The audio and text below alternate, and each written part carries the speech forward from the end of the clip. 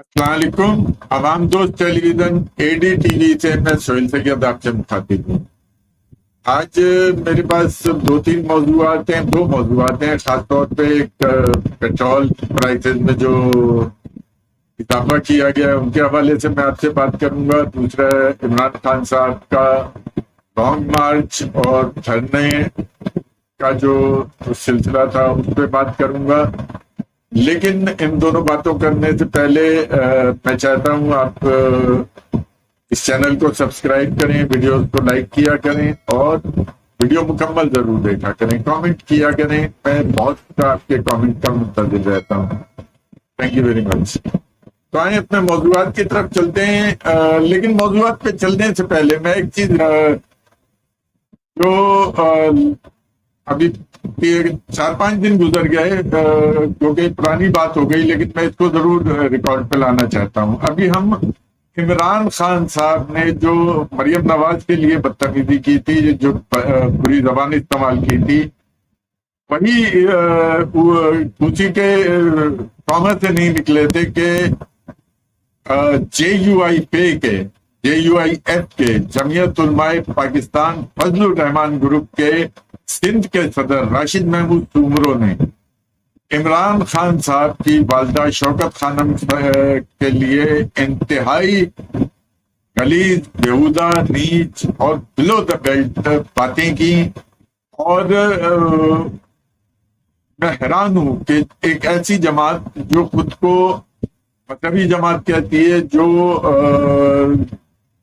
اسلام کے نام پہ سیاست کرتی ہے، جو مذہب کے نام پہ سیاست کرتی ہے، اس کا کوئی رہنما اتنی گندی اور اتنی غلیظ زبان استعمال کر سکتا ہے۔ میں بہت افسردہ ہوں اس بات پہ کہ پاکستان پیپلز پارٹی کے علاوہ کسی ایک بھی جماعت نے، کیونکہ ساری جماعتیں حکومت میں شامل ہیں، شامل تو پیپلز پارٹی بھی ہے، لیکن پیپلز پارٹی کے اسپوکس پرسن شہری رحمان نے بالفور جیسے ہی یہ ویڈیو منظر عام پہ آئی، انہوں نے اس کی مذمت کی،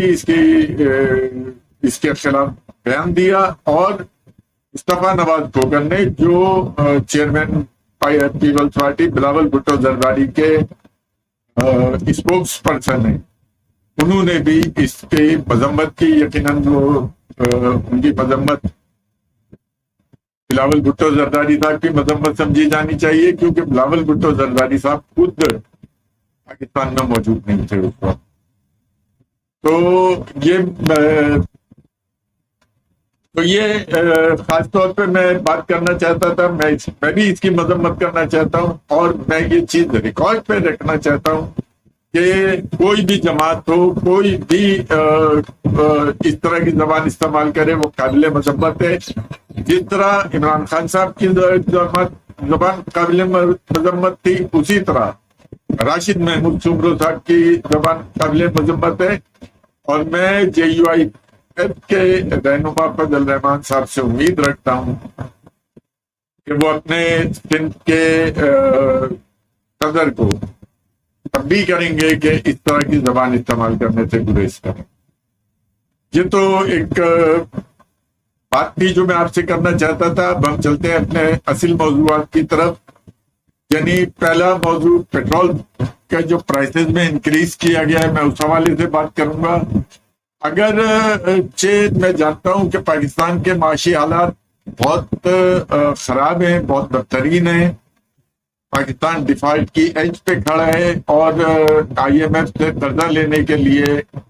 پیٹرول پرائسز بڑھانا بہت ضروری تھی، کیونکہ یہ شرائط ہیں جو پچھلا معاہدہ کیا گیا ہے اس کی۔ لیکن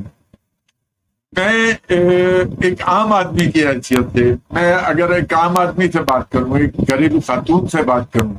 تو مجھے صرف ایک بات سمجھ میں نہیں آتی ہے کہ پاکستان کے کم از کم لاکھوں بیوروکریٹ، ججز، جنرلز اور دیگر ایلیٹ سیاستدان، قومی اسمبلی اور صوبائی اسمبلی کے ممبران، جن کو بے حساب پیٹرول دیا جاتا ہے، یہ ان کے پیٹرول پہ اگر آپ عوام سے قربانی مانگنے سے پہلے، عوام سے عوام کے اوپر پیٹرول پمپ گرانے سے پہلے اگر آپ ان لوگوں کا پیٹرول کے جو یوٹیلیٹی جو پیٹرول کی عیاشی آپ لوگ دیتے ہیں وہ ختم کرتے تو پھر میں کہتا کہ ہاں جی انہوں نے پہلے خود قربانی دی، پہلے سیاستدانوں نے قربانی دی،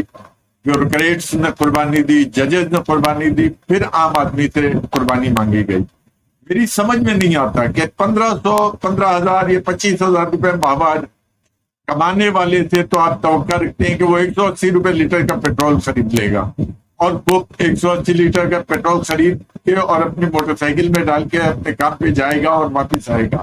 لیکن یہ بیوروکریٹس جن کی تنخواہیں لاکھوں میں ہیں، بلا شبہ لاکھوں میں تنخواہیں ہیں، یہ اپنا پیٹرول نہیں خرید سکتے۔ ان کو نہ صرف ان کی گاڑیوں کے لیے پیٹرول دیا جاتا ہے جو گاڑی یا اپنے آفس جانے آنے کے لیے استعمال کرتے ہیں، بلکہ ان کے بیوی بچوں کے لیے گاڑیاں دی جاتی ہیں، ان کی بیوی بچوں کے گاڑیوں میں پیٹرول بھر کے دیا جاتا ہے۔ ان کے نوکر اگر سبزی لینے کے لیے بازار جاتے ہیں تو وہ اس گاڑی پہ بیٹھ کے جاتے ہیں جس پہ گورنمنٹ کا پیٹرول خرچ ہو رہا ہے۔ تو جناب علی، عوام سے قربانی مانگنے سے پہلے ان سے قربانی مانگیے جو ہماری ایلیٹ کلاس ہیں۔ میں قطعاً رد کرتا ہوں اس تھیوری کو کہ پاکستان کیونکہ ایج پہ تھا، کیونکہ پاکستان بہت زیادہ دیوالیہ ہونے کے قریب تھا، اس لیے پیٹرول پرائسز بڑھانے میں کے علاوہ آپ کے پاس کوئی چارہ نہیں تھا۔ اگر آپ کو پیٹرول پرائسز بڑھانے کے بجائے ان لوگوں کو جو لاکھوں کروڑوں لیٹر پیٹرول دیا جاتا ہے روزانہ کے حساب سے، اس کو آپ کم کر لیتے تو آپ بہت آسانی سے آئی ایم ایف کی قسط ادا کر سکتے تھے، آئی ایم ایف کے قرضے کی بحالی کے لیے بات کر سکتے تھے، آئی ایم ایف کو بتا سکتے تھے کہ جی ہم نے یہ اپنی بچت کر لی ہے، اور اس بچت کے بعد اب آپ ہمارے پروگرام کو وہ سنیں، آگے کا ہمارا نیا عمل کیا ہوگا، اور پھر اس کے بعد آپ عوام کے پاس آتے کہ بھائی دیکھو ہم نے یہ قربانی دے دی ہے، ہم یہ قربانی دے چکے ہیں، اب آپ کی قربانی دینے کا وقت ہے۔ عوام آپ کو سر آنکھوں پہ بیٹھا کے قربانی دیتے، لیکن آپ سب لوگ عیاشی کرتے رہے، بیوروکریٹ سے عیاشی کریں، ججز عیاشی کریں، جنرل سے عیاشی کریں، سیاستداں عیاشی کریں، ممبر پارلیمنٹ عیاشی کریں، بیچارے عوام جو ہیں وہ 200 روپے کا پیٹرول خریدے، 180 روپے لیٹر پیٹرول خریدا کریں۔ کیا تمام لوگوں کو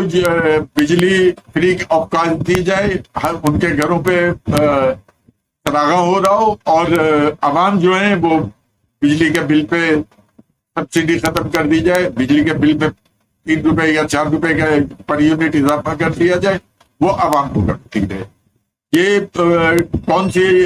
لاجک ہے، یہ کون سی اکانومی کی وہ ہے، یہ کون سا طریقہ ہے قربانی مانگنے کا؟ میری یہ نہ پہلے کبھی سمجھ میں آیا تھا، نہ میں عمران خان صاحب کی اس لاجک کو سمجھتا تھا، نہ میں شہباز شریف اینڈ کمپنی کی اس لاجک کو تسلیم کرنے کو تیار ہوں۔ یہ بالکل ویسے ہی بات ہے جیسے عمران خان لالی پاپ دیا کرتے تھے، جیسے عمران خان سے پہلے لوگ لالی پاپس دیا کرتے تھے۔ پاکستان کو مسائل سے نکالنے کا راستہ صرف ایک ہے، اور وہ یہ ہے کہ آپ اپنی پیداوار، اپنی پیداواری قوت کو بڑھائیں۔ جب تک آپ اپنی پیداواری قوت کو نہیں بڑھائیں گے، قرضے لیتے رہیں، آپ جتنے چاہیں قرضے لے لیں، آپ ڈیفالٹ کے ایج پہ اسی طرح کھڑے رہیں گے، اسی طرح آپ کا ہمیشہ معاملات خراب رہیں گے، آپ ایلیٹ کلاس عیاشی کرتی رہے گی، جو غریب عوام ہے، مڈل کلاس عوام ہے، پستی رہے گی۔ مڈل کلاس عوام کو تو خان صاحب نے پہلے ہی بیڑا غرق کر دیا، اور مزید آپ نے آ کے کر دیا کہ 30 روپے پیٹرول پہ بڑھا دیے، اور پھر کہتے ہیں کہ جی لوگ آپ کی حمایت بھی کریں۔ کس بنیاد پہ آپ کی حمایت کریں؟ اس بنیاد پہ کہ آپ نے پیٹرول کی قیمتوں میں 30 روپے اضافہ کر دیا۔ یہی وہ نعرے لپے تھے جن کو دے کے آپ حکومت میں آئے تھے۔ تو یہ میں آپ ریکارڈ پہ رکھنا چاہتا ہوں کہ یہ پیٹرول کی قیمت جو بڑھائی گئی ہے، آپ اس وقت بڑھانے کے حقدار تھے جب آپ اپنے پیٹ کاٹتے، اپنے بیوروکریٹس کا کاٹتے، اپنے ججز کا کاٹتے، اپنے جنرلز کا کاٹتے، اور اس کے بعد پھر عوام سے قربانی مانگتے، تو عوام ضرور قربانی دیتی، اور عوام ہر وقت قربانی اس ملک کے لیے دینے کو تیار ہے۔ لیکن کبھی آپ لوگ بھی قربانی دیجیے، کبھی آپ کا بھی فرض بنتا ہے کہ اس ملک کے لیے قربانی دیں، اس ملک کے لیے اپنے پیٹ پہ پتھر باندھیں، اپنی عیاشیاں کم کریں۔ تو یہ میرا آج کا پہلا موضوع تھا، اور میں اس پہ مجھے بہت غصہ ہے، کل سے بہت غصہ ہے، اس لیے میں اس پہ ضرور بات کرنا چاہتا تھا، اور میں آپ تک یہ بات پہنچانا چاہتا تھا۔ میں کیونکہ عام آدمیوں میں سے ہوں، میں عام عوام میں سے ہوں، اس لیے مجھے عوام کا درد محسوس ہوتا ہے۔ اب ہم چلتے ہیں اپنے دوسرے موضوع کی طرف، یعنی عمران خان صاحب کا دھرنا، عمران خان صاحب کا لانگ مارچ اور عمران خان صاحب کے لانگ مارچ کے نتائج۔ تو اول بات یہ ہے کہ عمران خان صاحب پچھلے تقریباً مارچ میں انہوں نے پہلا جلسہ کیا تھا، 27 مارچ کو، جب وہ کاغذ لہرایا تھا کہ جی مجھے امریکہ کا خط آیا ہے۔ وہ ان کے حکومت کے بالکل آخری دن تھے، لیکن وہ مختلف طریقوں سے، مختلف حرکتوں سے انہوں نے اس سلسلے کو 10 اپریل تک بڑھایا، اور 10 اپریل کے بعد انہوں نے خیبر پختونخوا اور پنجاب میں مسلسل جلسے کیے، 30-35 جلسے کیے گئے، جس میں انہوں نے لانگ مارچ اور دھرنے کی اور اسلام آباد کی کال دی۔ لیکن اس کے باوجود جب دھرنے کا وقت آیا تو بہت کم لوگ تھے، پنجاب سے تو بالکل نکلے ہی نہیں۔ بہت سے لوگ کا کلیم یہ ہے کہ پنجاب سے کیسے نکلتے، پولیس کی اتنی پکڑ دھکڑ تھی، مار پیٹ تھی، شیلنگ تھی، لیکن جناب لوگ 2-2:30 بجے کے قریب سپریم کورٹ کا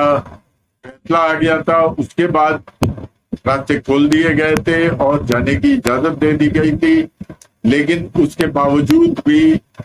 کوئی قافلہ نہیں نکلا، صرف چند ایکٹیو ورکرز پنجاب سے نکل کے گئے، سندھ سے تو وہ بھی نہیں گئے۔ سندھ میں صرف علی زیدی صاحب کچھ لوگوں کو لے کے نمائش ترنگی پہ احتجاج کرتے رہے، اور اس کے بعد وہ بھی ان کے گھر چلے گئے۔ تو سب سے اول بات تو یہ ہے کہ اس لانگ مارچ کو KPK کے علاوہ تینوں صوبوں کے عوام نے پوری طرح رد کر دیا، اور انہوں نے کوئی پارٹیسپیشن نہیں کی۔ دوسری اہم چیز یہ ہے کہ یہ لانگ مارچ کرنے کی ضرورت کیا محسوس کی تھی۔ میں ذاتی طور پہ یہ سمجھتا ہوں کہ خان صاحب کو یہ لانگ مارچ کرنے کی ضرورت اس لیے محسوس ہوئی تھی کہ وہ چاہتے تھے کہ اپنی اسٹریٹ پاور کا مظاہرہ کر کے ان لوگوں کو جو اس وقت نیوٹرل ہو چکے ہیں اور جن کا دعویٰ ہے کہ وہ نیوٹرل ہیں، ان کو دوبارہ اپنی حمایت پہ آمادہ کریں، ان کو خوفزدہ کر کے۔ عمران خان اسی لیے نکلے۔ ظاہر ہے کہ ان کے لانگ مارچ یا ان کے دھرنے سے نہ حکومت گرنا تھی اور نہ ہی حکومت پہ کسی بھی قسم کا پریشر آنا تھا۔ 126 دن کے دھرنے کے بعد حکومت نہیں گری تھی تو 2-4 دن کے دھرنے سے کیا حکومت گر جاتی۔ لیکن عمران خان صاحب کو 126 دن کا جو دھرنا تھا اس میں جن قوتوں کی حمایت حاصل تھی، اب جب عمران خان صاحب لانگ مارچ لے کے سوابی سے نکلے تو ان قوتوں کی انہیں حمایت حاصل نہیں تھی۔ چنانچہ KPK یعنی خیبر پختونخوا تک تو ان کی اپنی حکومت تھی، تو اس لیے ان کا لانگ مارچ بغیر کسی رکاوٹ کے آرام سے بالکل اٹک پل تک آ گیا۔ اٹک پل پہ پہنچنے کے بعد سپریم کورٹ کا فیصلہ آ گیا اور اٹک پل سے بھی آگے ان کے لیے راستے کھل گئے، تو وہ پڑھتے چلے آئے۔ لیکن عمران خان صاحب یہ چیز بھول گئے کہ اب انہیں 2014 کے دھرنے کی طرح یا 2011 کے دھرنے کی طرح کے سہولتیں میسر نہیں ہیں۔ چنانچہ انہوں نے جب یہ اعلان کیا کہ وہ ڈی چوک جائیں گے، جبکہ سپریم کورٹ ان کو پہلے ہی آرڈر کر چکی تھی کہ وہ ڈی چوک نہ جائیں بلکہ پریڈ گراؤنڈ میں جا کے جلسہ کریں، لیکن انہوں نے سپریم کورٹ کے آرڈر کو بھی ہر چیز کی طرح جوتے کی نوک پہ رکھا اور ڈی چوک جانے کا اعلان کر دیا۔ نتیجہ یہ ہوا کہ ڈی چوک پہ ایک دفعہ پھر پولیس ایکشن ہوا اور خان صاحب ڈی چوک پہنچنے میں ناکام ہو گئے۔ جو میرے دوست ہیں یوتھیا، جن سے میری اس رات کو بات ہو رہی تھی، میں نے اس دن بھی ان سے یہ بات کہی تھی کہ خان صاحب ٹیئر گیس کا ایک شیل بھی برداشت نہیں کر سکتے، جہاں ان کو نظر آ گیا کہ اب یہاں سے ٹیئر گیس ان کے قافلے پہ پڑے گی وہ وہاں سے واپس ہو جائیں گے. اور ایگزیکٹلی یہی ہوا کہ جس جگہ پہ خان صاحب کو یہ اندازہ ہوا کہ اب ٹیئر گیس ان کے قافلے پہ آئے گی, انہوں نے وہاں پہ اپنا لانگ مارچ ختم کیا, اپنے دھڑنے کا پروگرام کینسل کیا اور واپس چلے گئے. اور نہ صرف اسلام آباد سے چلے گئے, وہ اس دھرنے سے اس لانگ مارچ سے چلے گئے, بلکہ اسلام آباد بھی چھوڑ کے وہ فی الحال پشاور میں جا کے بیٹھ گئے ہیں, کیونکہ ان کو سخت خوف ہے کہ فیڈرل گورنمنٹ یا پنجاب گورنمنٹ مقدمے بنا کے ان کو گرفتار کر لے گی. خان صاحب جانتے ہیں کہ گرفتاری کے بعد جو کچھ ہوتا ہے یا جو کچھ انہوں نے اپنے سیاسی مخالفین کے ساتھ کیا ہے, اگر وہ ان کے ساتھ ہو گیا تو خان صاحب کی برداشت سے باہر ہے. چنانچہ خان صاحب فوراً سے بیشتر خیبر پختونخوا پشاور میں جا کے بیٹھ گئے ہیں اور اب وہیں سے اپنے نئے عمل کا اعلانات کر رہے ہیں, وہیں سے نئی بڑھگیں مار رہے ہیں. لیکن میں آپ کو آج پھر یہ بات کہہ رہا ہوں کہ 6 دن جو انہوں نے ٹائم دیا ہے وفاقی گورنمنٹ کو, 6 دن کے بعد بھی خان صاحب نہیں نکلیں گے, اور اگر نکلیں گے بھی تو ڈی چوک پھر نہیں پہنچ سکیں گے, دھرنا پھر نہیں دے سکیں گے. یہ بات میں اس لیے نہیں کہہ رہا کہ خان صاحب کا عمل کیا ہوگا یا فیڈرل گورنمنٹ کیا کرے گی یا گورنمنٹ پنجاب کیا کرے گی. میں یہ بات اس لیے کہہ رہا ہوں کہ خان صاحب سیاسی رہنما نہیں ہے, خان صاحب سیلیبریٹی ہیں, اور سیلیبریٹی ٹیئر گیس نہیں کھا سکتا. خان صاحب بھی نہیں کھا سکتے, خان صاحب پولیس کی لاٹھی کو برداشت نہیں کر سکتے. وہ اور ہوتے ہیں جو پولیس کی لاٹھی اور ٹیئر گیس کو برداشت کرتے ہیں اور اپنے مقاصد کے لیے آگے بڑھتے جاتے ہیں. بے نظیر بھٹو شہید اور دیگر بہت سے رہنماؤں کی یہ مثالیں موجود ہیں کہ وہ ہر رکاوٹ پار کر کے اپنے مارچز کو, اپنے دھرنوں کو لے کے اپنی منزل پہ ضرور پہنچتے ہیں, چاہے وہاں پہ کتنی بھی ٹیئر گیس چل رہی ہو, کتنی بھی لاٹھی چارج ہو رہا ہو, لیکن وہ ہمیشہ پولیس فورسز کو واپس دھکیل کے اور اپنے مقام پہ ضرور پہنچیں گے. تو یہیں پہ بات میں ختم کروں گا کہ عمران خان صاحب نہ ابھی ایجیٹیشن کر سکیں نہ آئندہ کر سکیں گے. کسی کے ساتھ میں آپ سے اجازت چاہوں گا, اور میں ایک مرتبہ پھر آپ سے گزارش کروں گا کہ اس چینل کو سبسکرائب کریں, ویڈیو کو لائک کیا کریں اور ویڈیو پہ کامنٹ ضرور کیا کریں, ویڈیو کو مکمل ضرور دیکھا کریں. یہ میرے اور آپ دونوں کے لیے بہت